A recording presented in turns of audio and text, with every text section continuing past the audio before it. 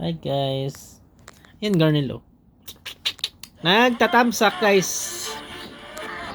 Ay, sinasabi ko sa'yo, si Mang Gusto, di ba idol na idol mo ito napapanood mo sa social media? Rice coffee! Rice coffee!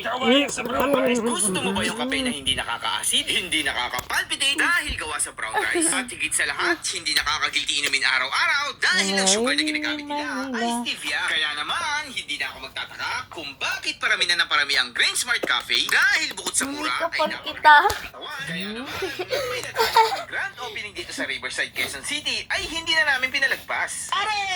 Aray! Saan pupunta? Eto, tapos ko lang mamalengke, magluluto na ako eh. Ngayon pare, grand opening nito yan pare. Ano? Grain Smart Cafe. Talaga? Oo! Buy one, take one niya, wala akong kasama, baka pwede ka sumama. Naku, alam ko na pare. Nagtagaytay tayo, niloko mo ako. Hindi pare, ang malupit dyan ngayon, di ba mahilig ka sa puppet? Oo. Nandiyan si Mang Gusto, yung idol mo. Ah, si Mang Gusto Oo, andyan. nandiyan, tara, punta tayo. Tara.